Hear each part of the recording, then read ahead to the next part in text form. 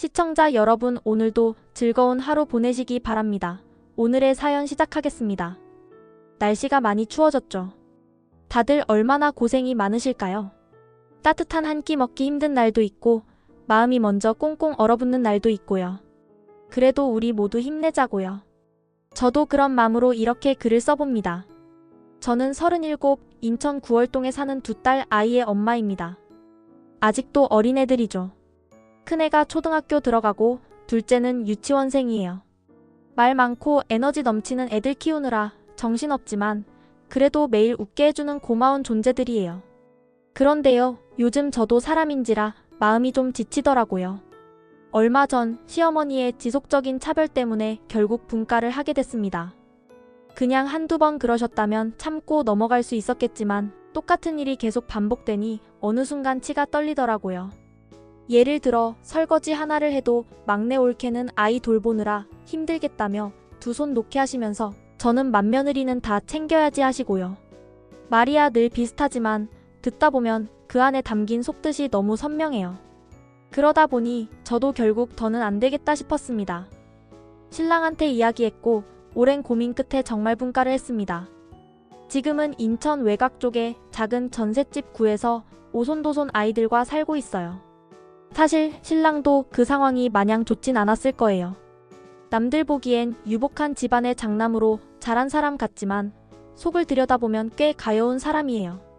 왜냐면 신랑은 어릴 적부터 시어머니, 그러니까 자기 엄마에게 충분한 사랑을 받지 못했거든요. 어머니가 형제들 중에서도 특히 막내딸을 예뻐하고 둘째 아들만 챙기는 걸 보고 자라면서도 신랑은 항상 어머니 눈치를 보며 컸더라고요. 한 번은 이런 일도 있었어요. 저희 친정에 놀러 갔을 때 제 남동생이 엄마랑 전화를 하고 있었는데요. 그걸 본 신랑이 갑자기 진지한 얼굴로 제 동생에게 묻더라고요. 처남, 너는 엄마가 좋냐? 제 동생이 그럼요. 엄만데요. 항상 보고 싶고 좋죠. 하며 웃었죠. 그랬더니 신랑이 잠깐 정적을 두고는 조용히 말했어요. 그래? 난 우리 엄마가 싫다. 그 순간 저는 숨이 멎는 줄 알았어요. 그 표정이 얼마나 힘없고 쓸쓸하던지 눈물이 핑 돌더라고요. 말투도 눈빛도 어쩜 그렇게 가여울 수 있나 싶었어요. 지금도 가끔 그 장면이 떠오릅니다. 신랑이 무뚝뚝할 때, 말없이 혼자 있을 때면 그때 그 표정이 겹쳐져서 괜히 가슴이 짠해지곤 해요. 아무리 어른이 되어도 사랑 못 받은 아이의 그림자는 평생 따라다니는 것 같아요. 그래서 저는 남편이 미울 때도 그 기억을 꺼내며 한 번쯤 더 안아주려고 노력하고 있어요. 5년 전 지금의 신랑과 결혼을 하면서 자연스럽게 시부모님을 모시고 살게 됐습니다. 그땐 뭐든 할 수 있을 것 같았어요. 사랑만 있으면 다 괜찮다고 생각했죠. 아이도 둘 낳고 남편 일이 바쁠 땐 제가 바깥일까지 거들며 열심히 살아왔습니다. 그런데요, 사람 마음이 지치게 되는 건 언제나 사소한 일들이 쌓여서 그런 거더라고요. 제가 주방에서 음식 준비하고 설거지하고 있을 때 시어머니는 치킨을 시켜 드시더라고요. 그것도 안방으로 가져가 문을 잠그고 혼자 드셨어요. 처음엔 그냥 그러려니 했습니다. 근데 이런 일이 반복되니 속이 좀 상하더군요. 시누이가 집에 오면 상황은 더 심해졌습니다. 시누이 가족이 오면 시어머니는 마치 보물이라도 꺼내듯 김치냉장고, 깊숙한 곳에서 선물로 들어온 고기를 꺼내옵니다. 평소엔 숨겨놨던 것들이죠. 그리고는 아무 말 없이 안방문을 닫고 그 안에서 뭘 그렇게 먹는지 웃음소리만 들리다 나옵니다. 저희는요? 저는 애 보며 식탁 정리하고 뭐가 들어왔는지도 몰라요. 외식을 하게 되는 날이면 더 민망합니다. 시누이네랑 서방님네 가족이 다 모여 고깃집에 가면 꼭 저한테 고기를 굽게 시켜요. 괜찮다고 하시긴 하는데 어느 순간엔 당연하게 여기시더라고요. 고기가 익으면 다들 젓가락 들고 기다리는데 시어머니는 익은 고기부터 시누이 쪽으로 옮겨놓습니다. 저희 쪽은 접시에 고기 하나 못 올려보기도 했는데 벌써 먹고 있다며 배불렀다고 하면서 자리를 뜨자고 하더라고요.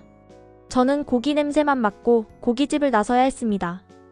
진심으로 말해서 고기 한 점이 아쉬워서 그랬던 건 아닙니다. 그까짓 거 안 먹어도 배는 채울 수 있어요. 그런데 그걸 반복해서 겪다 보니 마음이 너무 피로해졌습니다. 아, 내가 여기서 아무리 해도 가족이 될 수는 없구나 싶은 씁쓸함이 쌓이기 시작했어요. 이런 얘기를 신랑에게 하고 싶을 때도 있었지만 사실 겁이 났어요. 괜히 얘기했다가 시어머니께 뭐라고 했다며 신랑이 곤란해질까봐 일부러 입을 닫고 지냈습니다.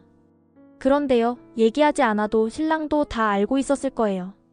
어려서부터 그렇게 차별받고 자라온 사람이고 제 친정 남동생에게 난 우리 엄마가 싫어라고까지 말한 사람이니까요. 그 말 들었을 때 신랑의 눈빛 아직도 잊히지 않아요. 그래서 더 말하지 못했던 것도 있어요.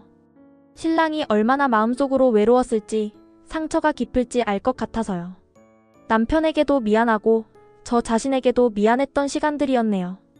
얼마 전 결국 저희 부부가 분가하게 되는 결정적인 사건이 터지고 말았습니다. 사실 이 일도 처음엔 그저 또 그런 일이 있었구나 하고 넘기려고 했어요. 그런데 이번에는 그 대상이 저도 신랑도 아닌 우리 딸들이었기에 정말 마음이 무너졌습니다. 그날 일이었어요. 시댁에 한우 세트가 선물로 들어왔습니다.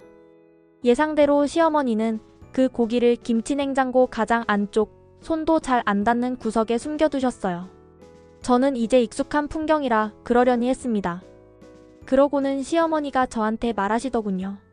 저녁에 이거 좀 들고 내 신랑 사무실에 갖다 줘라. 그래서 별 생각 없이 들고 신랑 사무실로 갔죠. 신랑이 묻더라고요. 이게 뭐야? 저는 그냥 솔직히 말했어요. 어머니가 갖다 주라고 하셨어요. 신랑은 알았어 하고 말았고 저도 그 길로 다시 집으로 돌아왔습니다. 그런데 집에 도착하자마자 현관문을 열었는데 순간 코를 찌르는 고기 냄새에 어리둥절했어요. 집안 전체에 구워진 한우 냄새가 진동을 하더라고요. 그래도 이번엔 우리 애들이라도 같이 먹었겠지 생각하며 스스로를 다독였습니다. 그런데 아이들한테 무심코 물어봤더니 돌아오는 대답에 말문이 막혔습니다. 할머니가 수박을 진짜 많이 줘서 배부르게 먹었는데 그 다음에 고기 구워 먹었어. 순간 머리를 한 대 맞은 기분이었어요. 설마 했던 일이 정말로 벌어진 거죠. 고기를 구워 먹으면서도 우리 딸들에겐 일부러 수박을 실컷 먹인 다음 배가 부르니 고기 못 먹게 한 거예요. 딱 그렇게 느껴졌습니다. 딸아이들이 할머니가 우리 보고 앉아있으라고 했어 하는데 그 말 한마디에 모든 상황이 그려졌습니다. 숨이 턱 막히더군요. 아무리 어른들끼리 미운 감정이 있다 해도 어떻게 손녀한테까지 그런 식으로 대할 수 있는 건지. 진심으로 말해서 눈물이 날 정도로 화가 났습니다. 그래서 그날 밤 신랑이 퇴근해서 집에 들어오자마자 저는 결심한 듯이 말을 꺼냈습니다. 오늘 있었던 일, 고기 냄새부터 아이들 얘기까지 하나도 빼놓지 않고 다 이야기했어요. 처음엔 신랑도 말을 아끼더니 조용히 앉아서 듣더라고요. 저는 울컥하는 마음에 말을 멈출 수가 없었습니다. 그동안 내가 참은 건 괜찮아. 근데 애들까지 이러는 건 아니지 않냐고. 진짜 이건 아니라고. 그날 그렇게 모든 걸 터뜨려 말했어요. 그리고 그게 결국 우리가 분가를 결심하게 된 계기가 되었습니다. 그날 밤 제가 남편에게 조심스럽게 이야기했어요. 있잖아, 오늘 어머님이 당신 사무실에 이거 갖다 주라고 하신 거. 그거 나 없을 때 고기 구워 드시려고 심부름 시킨 것 같지 않아? 하고 말했죠. 제 말이 끝나자마자 남편의 표정이 굳어졌습니다. 아무 말도 하지 않던 신랑이 벌떡 일어나 김치냉장고 앞으로 성큼성큼 걸어가더니 문을 열고는 고기 한 덩어리를 꺼내는 겁니다. 그게 바로 며칠 전 선물로 들어왔던 한우 세트였어요. 열어보니 양이 꽤 많더라고요. 등심이랑 채끝 같은 고기들이 푸짐하게 들어있었어요. 남편은 말없이 부엌으로 가더니 후라이팬을 꺼내 기름을 두르고 고기를 굽기 시작했습니다. 저랑 아이들은 멀뚱히 앉아보기만 했는데 신랑이 말했어요. 앉아. 그냥 먹어. 이건 우리도 먹어야 돼. 목소리는 담담했지만 그 안에 단단한 결심이 느껴졌습니다. 아이들도 시간이 좀 지나 출출했던지 접시에 고기가 올라가자마자 젓가락을 놓지 않더라고요. 저도 별 생각 없이 한 점 집어 먹었습니다. 이상하게 입에 들어가면서 눈물이 날 뻔했어요. 고기 맛이 감동적이어서가 아니라 그동안 쌓인 서운함을 처음으로 남편이 대신 씻어주는 것 같아서요. 신랑은 고기를 굽고 또 굽고 하면서 거의 말을 하지 않았습니다. 딱 한 번 시어머니가 방에서 나오셔서 물었어요. 그 고기 어디서 났니? 남편은 아무렇지도 않게 김치 냉장고에 있길래 꺼냈어요 하고 대답했죠. 그러자 시어머니가 뜬금없이 그거 딸 내줄 건데 하고 말씀하셨어요. 그 말에 남편은 고개도 들지 않고 조용히 말하더라고요. 누나네는 다른 걸로 주면 되죠. 우리는 지금 이거 먹을 겁니다. 그 말 듣는 순간 속이 다 시원했습니다. 그동안 눈치만 보던 사람이 처음으로 제대로 말하는 걸 보니 너무 낯설어서 잠시 말문이 막힐 정도였어요. 남편은 본인도 젓가락을 들고 고기를 먹으면서도 계속 후라이팬에서 고기를 굽고 또 구웠습니다. 그렇게 하다 보니 세근 가까이 되는 고기를 저희 네 식구가 전부 먹어버렸네요. 아이들도 신나했고 저도 정말 오랜만에 식탁 앞에서 마음 편히 웃었습니다. 사실 고기 한 점이 아니라 그런 태도 하나가 사람 마음을 살리기도 무너뜨리기도 하잖아요. 그날 남편의 행동은 저한텐 큰 위로였고 동시에 더 이상 혼자만 참고 살아갈 필요는 없다는 확신을 주는 계기가 됐어요. 그날 밤 딱히 말을 많이 하지 않아도 가족이란 게 이런 거구나, 진심이 느껴지는 시간이구나 싶었네요. 그날 저녁 우리 식구가 모처럼 식탁에 둘러앉아 한우를 구워 먹고 있을 때 시어머니는 안절부절 못하는 눈치였습니다.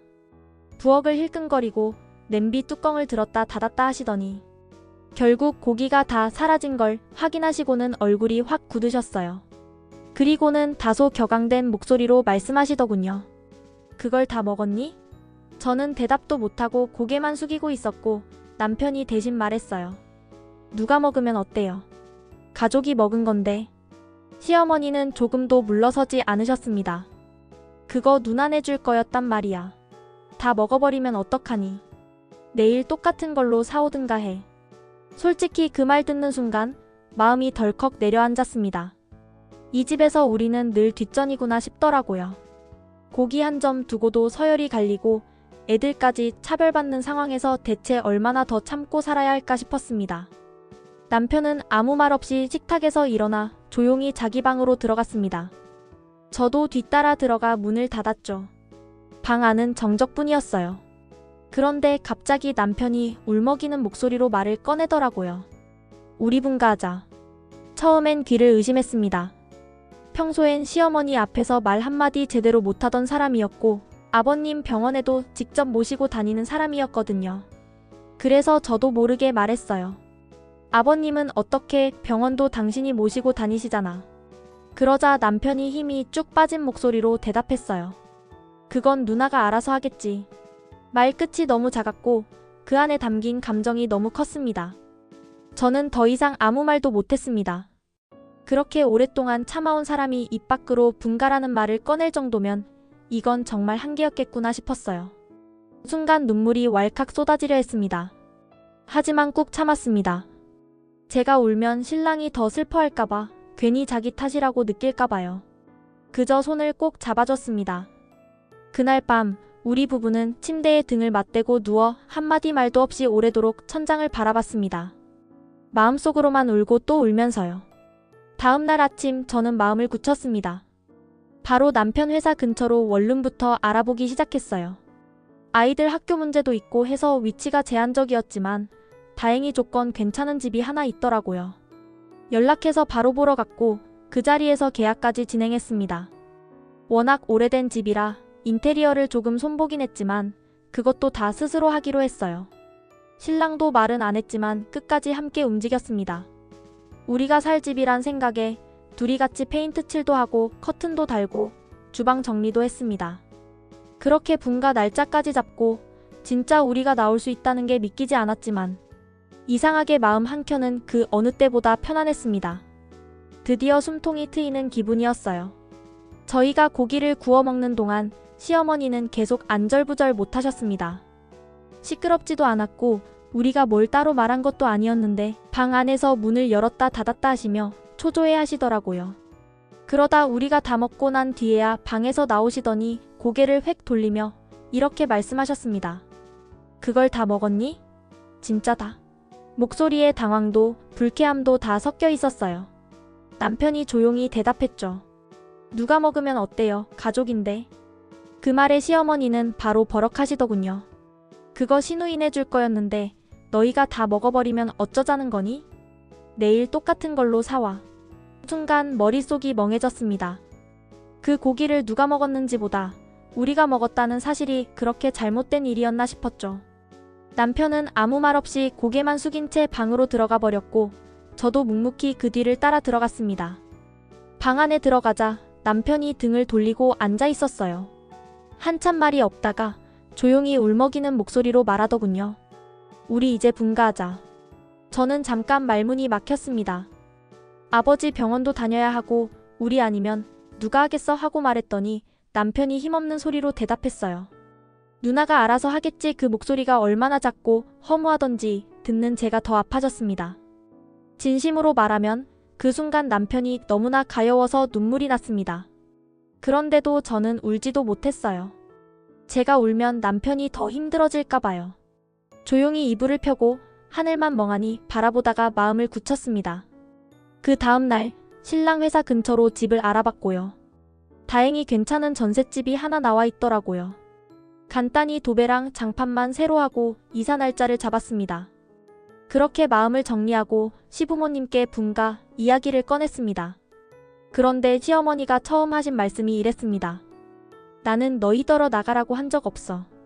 내가 나가라고 하면 책임을 져야 하잖니? 그러니까 나는 그런 말 안 해. 순간 숨이 턱 막혔습니다. 그동안 속으론 우리를 얼마나 쫓아내고 싶어 하셨던 건지 새삼 느껴졌습니다. 저희는 정말 몰랐어요. 장남이라는 이유 하나로, 그리고 아버님이 편찮으시니까. 이게 내 팔자인가 보다 하며 참고 견디며 살아왔습니다. 그런데 그 말 한마디에 정신이 번쩍 들더라고요. 이건 진심이 아니구나. 그동안 우리가 지켜왔던 것도 참아온 것도 다 헛된 거였구나 싶었습니다. 그 말에 남편은 또다시 고개를 떨궜고요. 그리고 분가 전날 밤 신랑은 시어머니께 마지막으로 말했습니다. 저희 나가고 나면 누나랑 합가하세요. 그 말에 시어머니는 단호하게 말하더군요. 그런 건 너희가 상관할 바 아니다. 너희나 잘 살아. 그 말을 듣는 순간 진심으로 분노가 치밀기도 했지만 동시에 이해할 수 없는 마음이 더 컸습니다.